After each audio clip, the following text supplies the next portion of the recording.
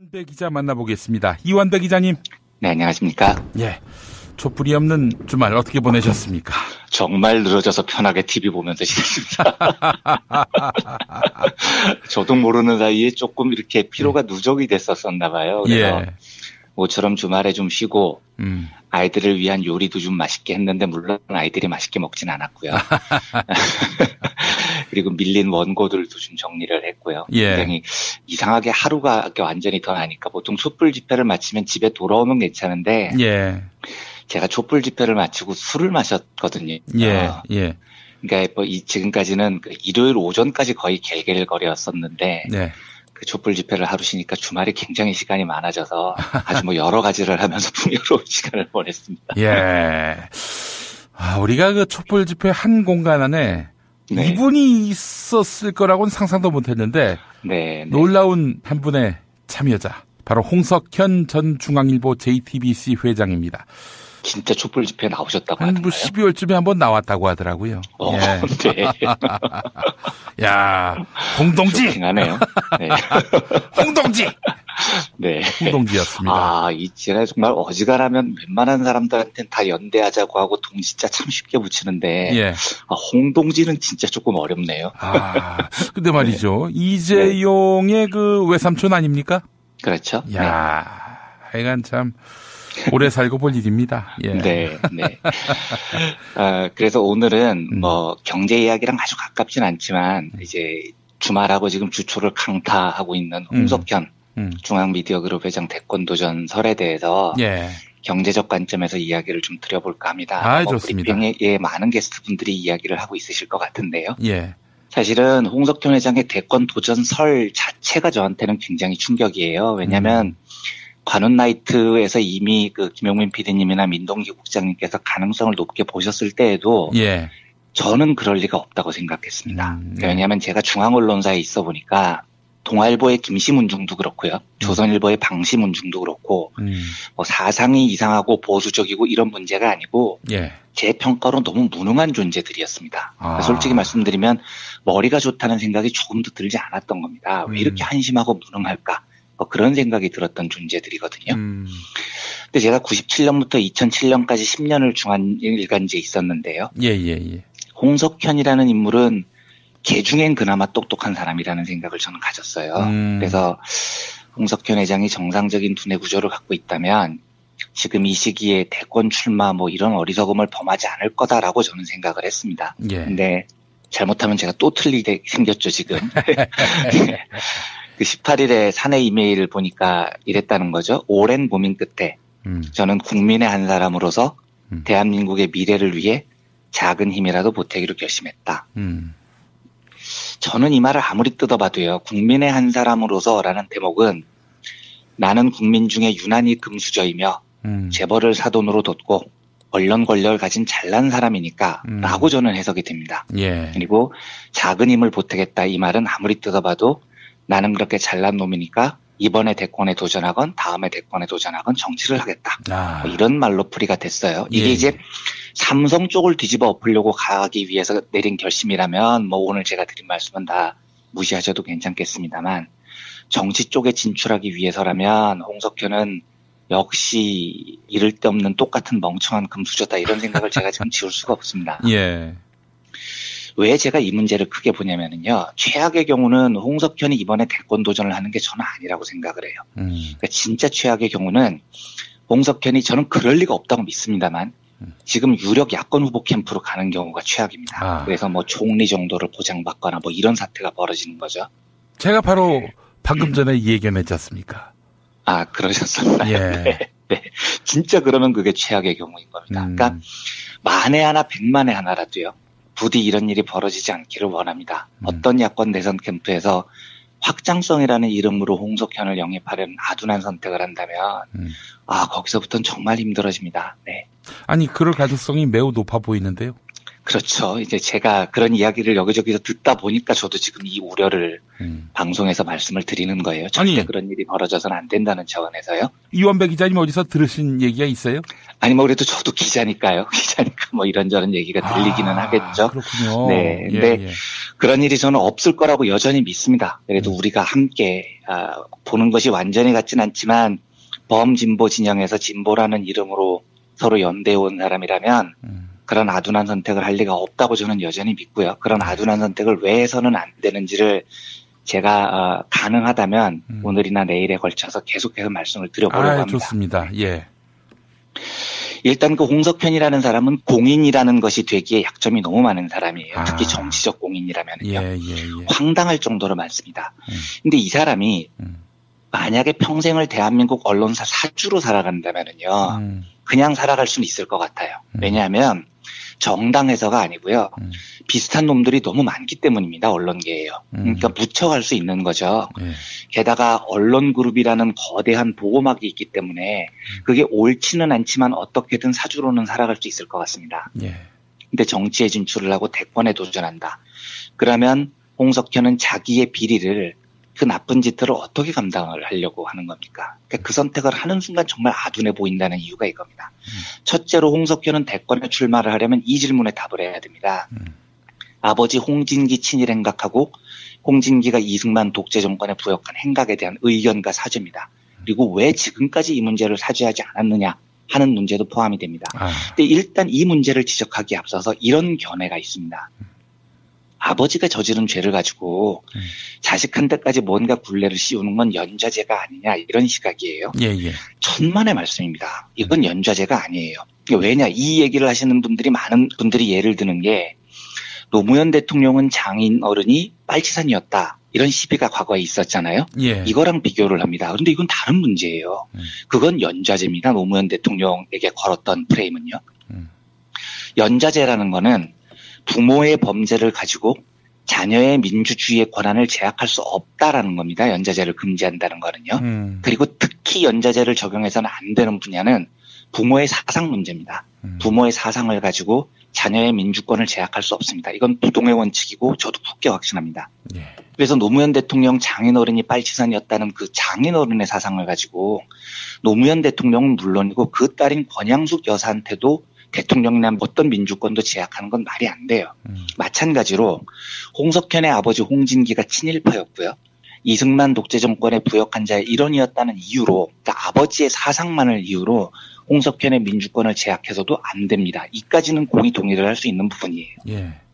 근데 문제는 과거의 그 사상이나 행적이 지금 그 사람이 보유한 위치에 영향을 미쳤을 때입니다. 무슨 말이냐면 노무현 대통령의 경우 장인이 좌익이었다는 이유로 노무현 대통령이 정치적으로 어떤 이득을 얻었습니까?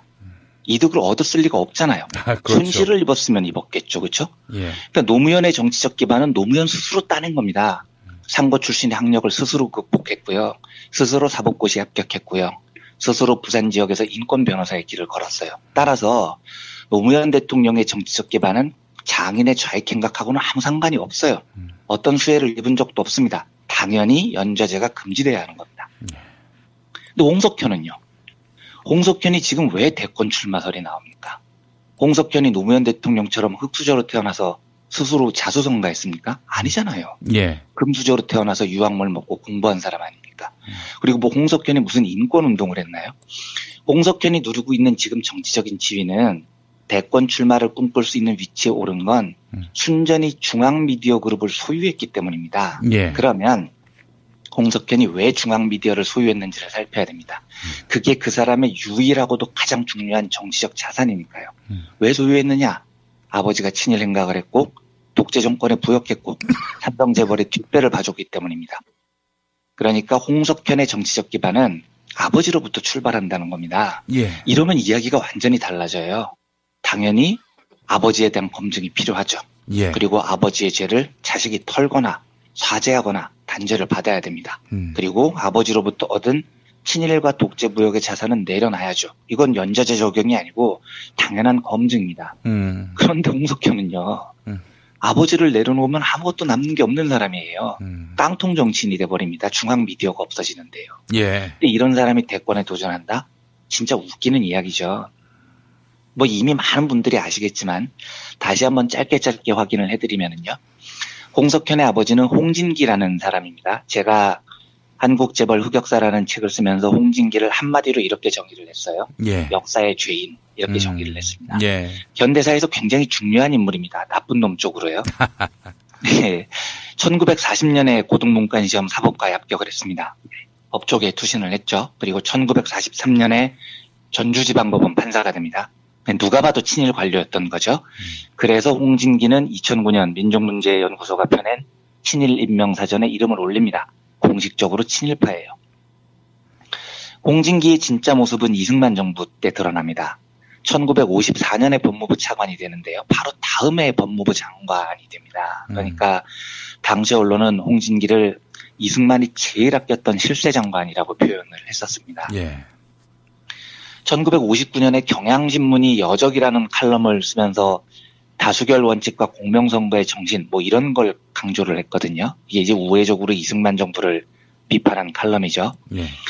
이 칼럼 때문에 경향신문이 폐간이 됩니다. 그런데 이 폐간의 책임자가 법무부 장관이었던 홍진기였습니다. 신문 하나를 날려먹은 사람이에요. 그해 7월에 축산 조봉암 선생이 처형이 되시죠. 이 명령에 최후로 서명한 사람이 바로 법무부 장관 홍진기입니다. 조봉암 선생의 처형 책임자였어요. 1960년 4.19 혁명이 일어났죠. 효자동에서 이승만 정부가 바리케이드를 치고 학생들에게 총을 갈게 됐습니다. 이 발포로 무려 100명이 돌아가셨고 부상자만 450명이 생겼습니다. 그러니까 민중들을 폭도로 몰아서 총질을 한 정부였는데 거기 책임자가 있을 거지 않습니까? 그 책임자 발포 최종 명령자가 바로 홍진기입니다. 그래서 1960년 8월에 검찰이 홍진기를 붙잡았고 5.16 군사 쿠데타가 벌어진 이후에 군사법정에서 홍진기는 사형을 선고를 받습니다. 이걸 이병철이 끄집어낸 겁니다. 끄집어내서 어떤 과정으로 끄집어냈는지는 모르겠지만 이병철이 홍진기를 너무너무나 아꼈고 그래서 이 사람을 끄집어내서 사돈을 맺고 중앙일보를 맡기고 뭐 이런 과정이 있었던 겁니다. 이 과정을 보면요. 이병철이 일반 시장에서 좌판 깔고 장사하던 민중 홍진기를 좋아했겠습니까? 홍진기를 좋아했던 이유는 친일파 판사였으니까 좋아했겠죠. 눈여겨 봤겠죠. 이승만 정권에서 실세 법무부 장관이니까 예뻐했겠죠. 그러니까 즉 홍진기가 가문을 일으키고 4.19 혁명 발포 책임자로 민중들에게 총질을 한 악귀인데도 목숨을 건지고 중앙일보 사주가 된 이유는 그가 이승만 부역 시절에 이병철하고 짝짝꿍이 됐기 때문입니다. 그리고 그 짝짝꿍이 오늘날 미디어 재벌 홍석현을 만든 겁니다. 그러니까 홍석현은 아버지 문제에서 절대 자유로울 수가 없어요. 그러니까 저는 홍석현의 정치 진출을 결단코 반대할 수밖에 없습니다. 용서가 안 되는 거죠. 예. 둘째로 이게 이제 오늘 저희 청취자분들께 꼭 드리고 싶은 이야기입니다. 언론 미디어라는 건요. 그 미디어의 성과를 개인 하나가 독점할 수 있는 성격의 재화가 아니에요. 미디어가 산출한 성과는 엄밀히 말하면 공공의 자산과도 같은 겁니다. 예를 들면 신문사가 오늘자 지면을 만들었죠. 그러면 중앙일보가 그 지면을 만들었다고 치겠습니다. 그 지면을 채운 콘텐츠 중에요. 이게 전부 다 중앙일보 거다라고 주장할 수 있는 콘텐츠가 몇 퍼센트 정도 되겠습니까? 저는 10%도 안 된다고 봅니다. 왜냐하면 기사라는 건 취재를 통해 이루어집니다. 취재라는 건 정보를 수집하는 과정이죠. 그런데 그 정보가 왜 중앙일보 건데요? 중앙일보가 혹시 난 누구한테 물어본 거 아니고요. 찾아보고 기사 쓴 건데요. 인터넷에서. 이렇게 주장해도 마찬가지예요. 인터넷에 올라와 있는 정보가 왜 중앙일보 거냐고요. 사회 공유 자산이죠. 그걸 중앙일보 네가 엮어서 지면에 만들었다고 해서 그게 다 중앙일보 거고요. 홍석현 거고요. 이렇게 말할 수가 없습니다. 물론 취재를 하고 가공을 한 그 노력만큼은 중앙일보 거라고 주장할 수 있겠죠. 하지만 그 모든 컨텐츠가 중앙일보 거고 그걸 홍석현이 독점해서 지금의 지위를 누리는 건 매우 부당하다는 이야기입니다. 이게 제 주장이 아니고요. 허버트 사이먼이라고 1978년 노벨 경제학상을 받은 경제학자가 있습니다. 근데 이 사이먼의 경제학 주제가 만족화 행동 원리라는 아주 흥미로운 연구인데요. 이건 제가 한번 기회가 되면 따로 소개를 해드리겠습니다만, 이 사이먼의 여러 주장 중에 굉장히 흥미로운 대목이 하나 있습니다. 뭐냐면 알파고 같은 인공지능이 득세를 하는 시대에는 기본소득 제도를 실시하자 이렇게 주장을 해요. 근데 이유가 뭐냐면 제가 과거에 그 기본소득을 설명드리면서 알래스카 모형을 한번 말씀드린 적이 있는데요. 예. 그러니까 기본소득이라는 건 자연이 주는 천혜의 소득을 모든 국민들에게 나누는 것이다. 이런 거라고 설명을 드렸죠. 그런데 예를 들어서 석유는 누구 거냐는 겁니다. 예. 알래스카는 그렇게 보는 거예요. 석유를 파내서 얻은 소득은 정유회사의 것이다. 이렇게 보지 않습니다. 알래스카 주 정도의 것으로도 보지 않아요. 석유는 지구의 것이고요. 그래서 그 권리는 모든 사람이 가질 수 있다. 이렇게 보는 겁니다. 예. 그래서 석유 시추로 얻는 이익의 일정액을 무조건 매년 기본소득 형태로 국민들에게 나눠주는 거죠. 그 실제로 사드가 네. 성주 주민만의 문제가 아니라 대한민국 그렇죠. 국민 전체의 문제이듯. 맞습니다. 그렇습니다. 예. 그러니까 지금 사이먼이 하는 얘기도 비슷한 겁니다. 특히 인공지능 시대에요. 왜 기본소득이 적절하냐고 주장하냐면 예를 들어서 알파고가 이세돌을 이겼습니다. 바둑에서요. 예. 그러면 알파고가 얻은 그 바둑 지식은 구글 건가요? 아니거든요. 예. 알파고가 취합한 바둑 지식은 지금까지 두어졌던 수십 수백만 판의 바둑 정보의 누적치입니다. 근데 그걸 왜 구글이 자기 거라고 주장하냐는 거죠. 이게 사이먼이 던지는 질문이에요. 또 예를 들면 구글이 검색 엔진을 잘 만들어서 지금 세계적인 기업이 됐지 않습니까? 예. 세계에서 제일 똑똑한 검색 엔진을 만들었다는 거죠. 그런데 구글의 검색 엔진의 기반은 사람들이 지금까지 해왔던 수억 건의 검색 행위를 분석을 한 누적치입니다. 예. 그러면 구글의 로봇 검색 엔진의 성과물은 온전히 구글 소유입니까? 이게 사이먼이 묻는 질문이에요. IBM의 딥블루라는 컴퓨터가 그 미국의 유명한 퀴즈쇼인 제퍼디 퀴즈쇼의 형태를 빌어서 인간과 대결을 해서 이깁니다. 그런데 IBM의 딥블루는 어떻게 이기느냐? 사람들이 만든 위키피디아를 통째로 저장을 해서 제퍼디 퀴즈쇼에서 이깁니다. 그러면 딥블루의 성과는 IBM 건가요? 아닙니다. 위키피디아에 참여한 전 세계 민중들의 지식의 집합체인 거죠. 그러니까 구글이나 IBM이 알래스카에서 석유를 시추한 그 회사처럼 시추 장비를 세우고 석유를 뽑는 데 들인 노동만큼은 돈을 가져가는 건 인정을 해요. 그런데 그걸 전부 자기 거라고 주장을 해서는 안 된다는 겁니다. 그 부가가치의 대부분은 인류의 거라는 거죠. 예. 그런데 그 부가가치를 특정 인류 누가 공헌을 했는지 확인을 해서 나눠주기가 어려우니까 예. 이걸 기본소득으로 치환을 해서 모두에게 나눠주자. 이게 그 노벨 경제학 수상자 사이먼의 주장입니다. 그래서 사이먼은 어떻게 이야기를 하냐면 원래 소득이라는 건 창업자의 아이디어로 만들어진 게 아니다. 인간의 소득이라는 건 그 소득의 90%가 다른 사람의 지식을 활용한 것이다. 따라서 소득세율은 90%가 적절하다. 이렇게 주장을 합니다. 예. 근데 다만 기업자에게 약간의 인센티브를 주기 위해서 세율을 70%로 낮추고 그 재원으로 기본소득으로 나누는 게 좋겠다. 이게 이제 사이먼의 주장입니다. 왜 제가 허버트 사이먼의 이론을 소개해드리냐면 언론과 미디어라는 매체의 속성이 바로 이런 거기 때문입니다. 취재하고 자료를 모으고 인류의 지식을 축적해서 미디어를 완성하면 그 공로는 100% 미디어 거다 이렇게 주장해서는 안 돼요.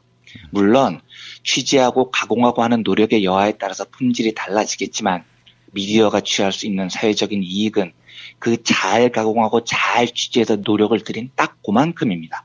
마치 자기 지면에 실린 모든 것들이 모든 정보가 중앙일보의 것이고 그리고 그 중앙일보를 소유해왔던 홍석현의 것인 양 행동을 해서는 안 된다는 거죠. 예. 매우 부당한 행위라는 겁니다. 예.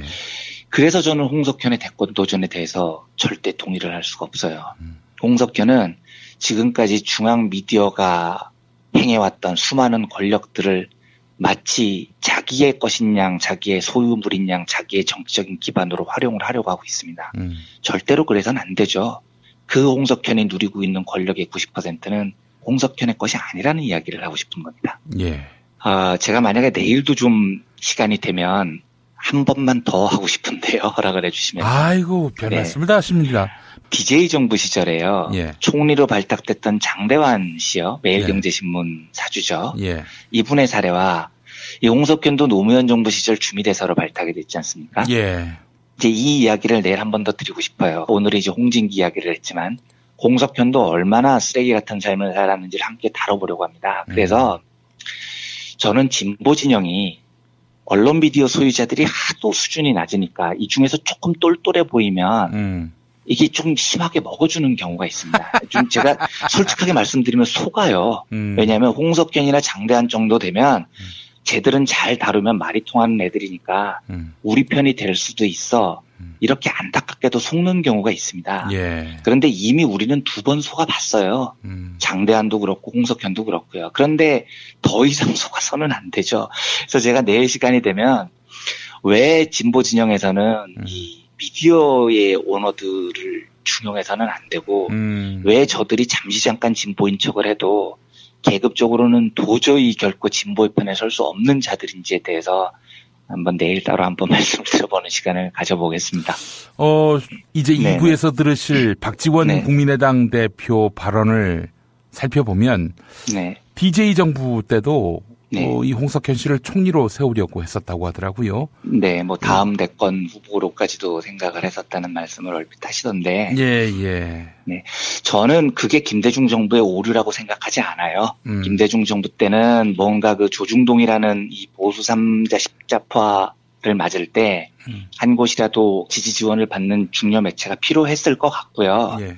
그리고 홍석현이라는 사람이 김시문중이나 방시문중에 비해서 똑똑해 보인 건 사실이었으니까 제가 드리려는 말씀은 어떤 거냐면 그렇게 한번 그 결과를 가진 이후에 홍석현의 이후의 행태를 보면 다시 돌아간다는 겁니다. 장대환도 마찬가지예요. 장대환한테도 저도 장대환이 총리 시절에 경제부의 기자여서 매경 기자들이 엄청나게 저희한테 로비했거든요. 좀 봐달라고요. 예.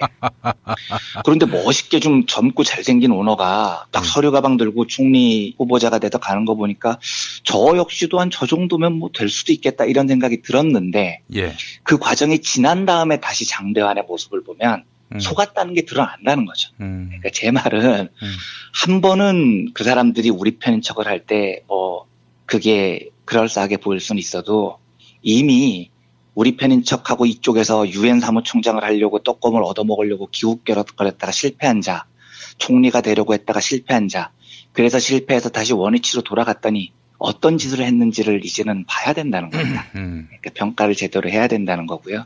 그 이야기는 제가 내일 한번 따로 말씀을 드려보도록 하겠습니다. 예, 아이고 참 머리가 좋은 건 좋은 거 아니겠습니까? 네, 뭐 똘똘하긴 하다고 하던데요. 상대방으로 하여금 착시 효과를 내게 할 정도니 뭐 네. 똑똑한 건 똑똑한 거네요 보니까. 네. 예. 속지 말자. 그린라츠라는 우리 이완배 기자의 경제의 속살이었습니다. 네. 오늘 말씀 잘 들었습니다. 네, 감사합니다. 이완배 기자 만나보겠습니다. 이완배 기자님. 네, 안녕하십니까. 예. 촛불이 없는 주말 어떻게 보내셨습니까? 정말 늘어져서 편하게 TV 보면서 지냈습니다. 저도 모르는 사이에 조금 이렇게 피로가 누적이 됐었나 봐요. 그래서 모처럼 주말에 좀 쉬고 아이들을 위한 요리도 좀 맛있게 했는데 물론 아이들이 맛있게 먹진 않았고요. 그리고 밀린 원고들도 좀 정리를 했고요. 굉장히 이상하게 하루가 완전히 더 나니까 보통 촛불 집회를 마치면 집에 돌아오면 괜찮은데 제가 촛불 집회를 마치고 술을 마셨거든요. 그러니까 뭐 지금까지는 일요일 오전까지 거의 갤갤거렸었는데 그 촛불 집회를 하루 쉬니까 주말에 굉장히 시간이 많아져서 아주 뭐 여러 가지를 하면서 풍요로운 시간을 보냈습니다. 예. 우리가 그 촛불 집회 한 공간 안에 이분이 있었을 거라고는 상상도 못했는데 놀라운 한 분의 참여자 바로 홍석현 전 중앙일보 JTBC 회장입니다. 진짜 촛불 집회에 나오셨다고 하던가요? 12월쯤에 한번 나왔다고 하더라고요. 네. 야, 홍동지. 하네요. 네. 홍동지. 네. 홍동지였습니다. 제가 정말 어지간하면 웬만한 사람들한테는 다 연대하자고 하고 동지자 참 쉽게 붙이는데 홍동지는 진짜 조금 어렵네요. 근데 말이죠. 이재용의 그 외삼촌 아닙니까? 그렇죠. 야, 하여간 참. 오래 살고 볼 일입니다. 네. 그래서 오늘은 뭐 경제 이야기랑 아주 가깝진 않지만 이제 주말하고 지금 주초를 강타하고 있는 홍석현 중앙미디어그룹 회장 대권 도전설에 대해서 성 쪽을 뒤집어 엎으려고 가기 위해서 내린 결심이라면 뭐 오늘 제가 드린 말씀은 다 무시하셔도 괜찮겠습니다만 정치 쪽에 진출하기 위해서라면 홍석현은 역시 이를 데 없는 똑같은 멍청한 금수저다 이런 생각을 제가 지금 지울 수가 없습니다. 왜 제가 이 문제를 크게 보냐면요. 최악의 경우는 홍석현이 이번에 대권 도전을 하는 게 저는 아니라고 생각을 해요. 그러니까 진짜 최악의 경우는 홍석현이 저는 그럴 리가 없다고 믿습니다만 지금 유력 야권 후보 캠프로 가는 경우가 최악입니다. 그래서 뭐 총리 정도를 보장받거나 뭐 이런 사태가 벌어지는 거죠. 제가 바로 방금 전에 얘기했지 않습니까? 그러셨습니다. 네.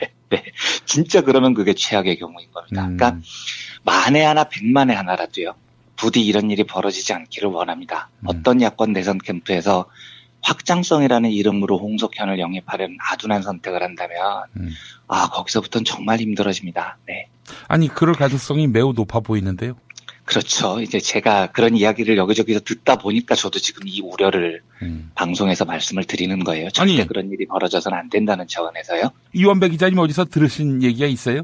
아니 뭐 그래도 저도 기자니까요. 기자니까 뭐 이런저런 얘기가 들리기는 하겠죠. 그렇군요. 네. 근데 그런 일이 저는 없을 거라고 여전히 믿습니다. 그래도 우리가 함께 보는 것이 완전히 같진 않지만 범진보 진영에서 진보라는 이름으로 서로 연대해 온 사람이라면 그런 아둔한 선택을 할 리가 없다고 저는 여전히 믿고요. 그런 아둔한 선택을 왜 해서는 안 되는지를 제가 가능하다면 오늘이나 내일에 걸쳐서 계속해서 말씀을 드려보려고 합니다. 좋습니다. 예. 일단 그 홍석현이라는 사람은 공인이라는 것이 되기에 약점이 너무 많은 사람이에요. 특히 정치적 공인이라면요. 황당할 정도로 많습니다. 근데 이 사람이 만약에 평생을 대한민국 언론사 사주로 살아간다면요. 그냥 살아갈 수는 있을 것 같아요. 왜냐하면 정당에서가 아니고요. 비슷한 놈들이 너무 많기 때문입니다. 언론계에요. 그러니까 묻혀갈 수 있는 거죠. 게다가 언론그룹이라는 거대한 보호막이 있기 때문에 그게 옳지는 않지만 어떻게든 사주로는 살아갈 수 있을 것 같습니다. 근데 정치에 진출을 하고 대권에 도전한다. 그러면 홍석현은 자기의 비리를 그 나쁜 짓들을 어떻게 감당을 하려고 하는 겁니까? 그러니까 그 선택을 하는 순간 정말 아둔해 보인다는 이유가 이겁니다. 첫째로 홍석현은 대권에 출마를 하려면 이 질문에 답을 해야 됩니다. 아버지 홍진기 친일 행각하고 홍진기가 이승만 독재 정권에 부역한 행각에 대한 의견과 사죄입니다. 그리고 왜 지금까지 이 문제를 사죄하지 않았느냐 하는 문제도 포함이 됩니다. 근데 일단 이 문제를 지적하기에 앞서서 이런 견해가 있습니다. 아버지가 저지른 죄를 가지고 자식한테까지 뭔가 굴레를 씌우는 건 연좌제가 아니냐 이런 시각이에요. 천만의 말씀입니다. 이건 연좌제가 아니에요. 왜냐 이 얘기를 하시는 분들이 많은 분들이 예를 드는 게 노무현 대통령은 장인 어른이 빨치산이었다. 이런 시비가 과거에 있었잖아요. 이거랑 비교를 합니다. 그런데 이건 다른 문제예요. 그건 연좌제입니다. 노무현 대통령에게 걸었던 프레임은요. 연좌제라는 거는 부모의 범죄를 가지고 자녀의 민주주의의 권한을 제약할 수 없다라는 겁니다. 연좌제를 금지한다는 거는요. 그리고 특히 연좌제를 적용해서는 안 되는 분야는 부모의 사상 문제입니다. 부모의 사상을 가지고 자녀의 민주권을 제약할 수 없습니다. 이건 부동의 원칙이고 저도 굳게 확신합니다. 그래서 노무현 대통령 장인어른이 빨치산이었다는 그 장인어른의 사상을 가지고 노무현 대통령은 물론이고 그 딸인 권양숙 여사한테도 대통령이나 어떤 민주권도 제약하는 건 말이 안 돼요. 마찬가지로 홍석현의 아버지 홍진기가 친일파였고요. 이승만 독재 정권의 부역한 자의 일원이었다는 이유로 그러니까 아버지의 사상만을 이유로 홍석현의 민주권을 제약해서도 안 됩니다. 이까지는 공의 동의를 할 수 있는 부분이에요. 근데 문제는 과거의 그 사상이나 행적이 지금 그 사람이 보유한 위치에 영향을 미쳤을 때입니다. 무슨 말이냐면 노무현 대통령의 경우 장인이 좌익이었다는 이유로 노무현 대통령이 정치적으로 어떤 이득을 얻었습니까? 이득을 얻었을 리가 없잖아요. 그렇죠. 손실을 입었으면 입었겠죠. 그렇죠? 그러니까 노무현의 정치적 기반은 노무현 스스로 따낸 겁니다. 상고 출신의 학력을 스스로 극복했고요. 스스로 사법고시에 합격했고요. 스스로 부산 지역에서 인권 변호사의 길을 걸었어요. 따라서 노무현 대통령의 정치적 기반은 장인의 좌익 행각하고는 아무 상관이 없어요. 어떤 수혜를 입은 적도 없습니다. 당연히 연좌제가 금지돼야 하는 겁니다. 근데 홍석현은요. 홍석현이 지금 왜 대권 출마설이 나옵니까? 홍석현이 노무현 대통령처럼 흑수저로 태어나서 스스로 자수성가했습니까? 아니잖아요. 예. 금수저로 태어나서 유학물 먹고 공부한 사람 아닙니까? 그리고 뭐 홍석현이 무슨 인권운동을 했나요? 홍석현이 누리고 있는 지금 정치적인 지위는 대권 출마를 꿈꿀 수 있는 위치에 오른 건 순전히 중앙미디어 그룹을 소유했기 때문입니다. 예. 그러면 홍석현이 왜 중앙미디어를 소유했는지를 살펴야 됩니다. 그게 그 사람의 유일하고도 가장 중요한 정치적 자산이니까요. 왜 소유했느냐? 아버지가 친일 행각을 했고 독재 정권의 경제적 관점에서 이야기를 좀 드려볼까 합니다. 좋습니다. 브리핑에 많은 게스트분들이 이야기를 하고 있으실 것 같은데요. 예. 사실은 홍석현 회장의 대권 도전 설 자체가 저한테는 굉장히 충격이에요. 왜냐하면 관훈 나이트에서 이미 그 김용민 PD님이나 민동기 국장님께서 가능성을 높게 보셨을 때에도 예. 저는 그럴 리가 없다고 생각했습니다. 왜냐하면 제가 중앙언론사에 있어 보니까 동아일보의 김시문중도 그렇고요. 조선일보의 방시문중도 그렇고 뭐 사상이 이상하고 보수적이고 이런 문제가 아니고 예. 제 평가로 너무 무능한 존재들이었습니다. 솔직히 말씀드리면 머리가 좋다는 생각이 조금도 들지 않았던 겁니다. 왜 이렇게 한심하고 무능할까? 뭐 그런 생각이 들었던 존재들이거든요. 근데 제가 97년부터 2007년까지 10년을 중앙일간지에 있었는데요. 예. 홍석현이라는 인물은 개 중엔 그나마 똑똑한 사람이라는 생각을 저는 가졌어요. 그래서 홍석현 회장이 정상적인 두뇌 구조를 갖고 있다면 지금 이 시기에 대권 출마 뭐 이런 어리석음을 범하지 않을 거다라고 저는 생각을 했습니다. 예. 근데 잘못하면 제가 또 틀리게 생겼죠, 지금. 그 18일에 사내 이메일을 보니까 이랬다는 거죠. 오랜 고민 끝에 저는 국민의 한 사람으로서 대한민국의 미래를 위해 작은 힘이라도 보태기로 결심했다. 저는 이 말을 아무리 뜯어봐도요. 국민의 한 사람으로서라는 대목은 나는 국민 중에 유난히 금수저이며 재벌을 사돈으로 뒀고 언론 권력을 가진 잘난 사람이니까 라고 저는 해석이 됩니다. 예. 그리고 작은 힘을 보태겠다 이 말은 아무리 뜯어봐도 나는 그렇게 잘난 놈이니까 이번에 대권에 도전하건 다음에 대권에 도전하건 정치를 하겠다. 뭐 이런 말로 풀이가 됐어요. 이게 이제